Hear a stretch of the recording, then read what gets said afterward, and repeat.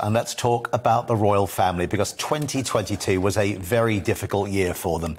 As we get into January, we wish King Charles and the rest of his family a very prosperous new year. Here with me to discuss all things royal is Angela Levin, who knows her stuff. Angela, Happy New Year. Thank you so much for joining us. Thanks for coming. So, I mean, all those years ago, we had the Annus Horribilis, as described by the Queen. Oh, it was a dreadful one last year, wasn't it?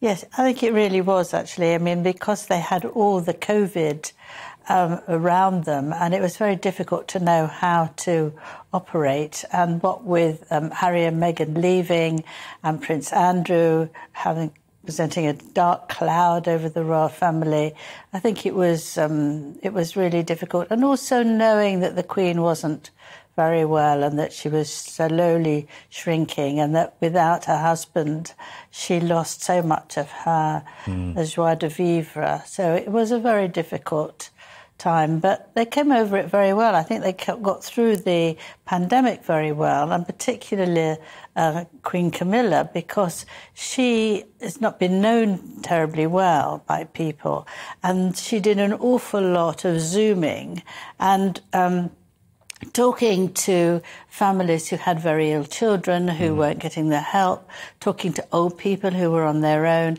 and actually cracking lots of jokes. She's very funny. She's a very mischievous woman. I wrote her biography, which came out a few months ago. But she's hilariously funny, very quick thinking, but very, very kind.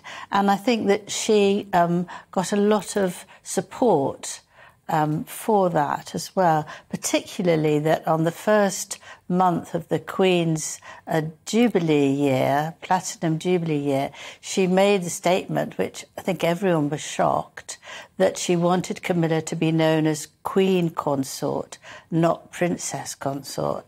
Now, the interesting about that is that when Camilla and Charles got married, Clarence House put up that she would be known as Princess Consort. Now, it's a nonsense, really, because if you marry a king, it doesn't happen very often, if you marry a king, you become a queen. Right. You can't be a princess. And it was a way of being a bit derogatory about her. She doesn't mind what her title is. She's not one who's a big fuss about it. But there could have been a lot going on in Parliament of saying, should she be princess, should she be queen? And it could have caused a lot of rough and tumble and been quite difficult. So the Queen saying this is what she wanted made it straight, because nobody in Parliament, I believe, is going to actually fight that, because this was one of the Queen's important wishes. So that's made it very straight. Well, let's talk about the coronation. May the 6th. Notice, of course, it's actually the coronation of King Charles III and Queen Camilla. Yes, that's and do you think that, I mean, Queen Elizabeth II's was an incredible ceremony that we know now, watching The Crown, that Prince Philip had said we should televise this because this is a huge moment for the world and the Commonwealth. How are we going to view King Charles III's coronation? Is it going to be a huge affair, or will it be scaled down? Well, I think that they put their feet in the water gently 2 or 3 months ago when they said they were going to be very cautious about how much they spent because people were having a difficult time with money, and they would keep it quiet. And there was a huge noise saying, no, we want it terrific. We loved the pandemic, we loved the Jubilee celebrations. We don't want you to cut money. Let's have it that we can do it so well in this country, and let's have all the wonderful things that go with it. And I think that's what they're going to do. I think they're going to be attacked whether they spend too much or too little. That's inevitable. But I think we're going to see all the marching and the wonderful music that actually they do, that Britain does so very well on special occasions. I mean, the funeral was epic. I have to be. I mean, it was a spectacle that the world literally marvelled at, and that's what we do so well. Exactly. And we did it brilliantly. Yes. We really did. And you think it'll be more of the same, do you? Yes, I'm sure it will. It'll be much shorter. Instead of 8 hours, I think it's going to be 2 or 3, which is plenty, really. It's going to take fewer time for people to go through processing into the Westminster Abbey, because there's going to be 2,000 people instead said, of about 8,000 or 10,000 people. But apart from that, I think it's going to be very grand. I believe Camilla has chosen her dress, she's chosen her crown. She's all ready to go, I expect. It's not from Primark, I'm guessing, either, is it really? Not cutting costs on this one, are they? Nor TK Maxx or nothing like that. A question for you. Do you think that Harry's going to be at that coronation? Well, I think King Charles has been very clever because he said it's open for him, you know. Anybody from the family is welcome. So it's up to Harry to make up his own mind. I don't think they're going to pressure them to come. And I think they'll be in a difficult situation because what you have to do is you have to swear allegiance to the king. You have to go down and kneel.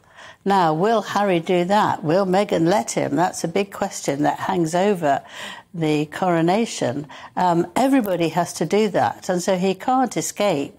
He's got to sort of think about that carefully. I think that it will take a lot of attention away if they come. There'll be a lot of booing. They've lost the love that he once had among the people. He was one of the most popular, wasn't he? He was very popular, yes. Other than the Queen, he was incredibly popular. He was very lively, he was full of wit and all that. But I think if you leave it like that, we shall see. But I think it will also depend on the book Spare, which is coming out on the 10th of January.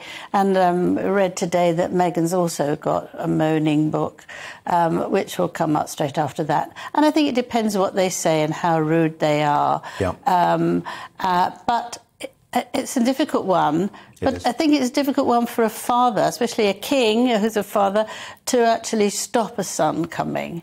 Of course, it would be very difficult. But I think that this keeping it open but not sort of pushing things is just the right way to deal with it. And don't forget, it's Archie's birthday. It's going to be Archie's birthday. So they've got an excuse and say this is more important. One thing I must ask you is about, when I was looking at the King's speech, which I have to say, was very good. It sort of gave us an idea of what this new slimmed-down royal family will be. There's obviously himself and Camilla. There's Kate and there's William. We saw Edward and Sophie, of course, as well, and Princess Anne. And Princess Anne, the hardest-working royal, very much under the radar all the time. It just works. We've got a printout of all the things she's doing this month, and it's by far sort of more than the others put together. It's incredible. But that's how it's been for years for her. Do you think she'll take on a bigger role? Yes, she could be one of the 4 councillors of state. If King Charles goes away or he's not well, he has to have somebody to stand in for him. And it was going to be Harry or Andrew, but it's gone through Parliament and he could now choose new people, and he's got his sister, Princess Anne, there instead, and Edward, his younger brother. And I think that's ideal. It's also hopeless if they're not in the country. They've got to be ready. And I think should Princess Anne be needed, she'll be top rate. They seem to be getting on tremendously well, Charles and Anne, now.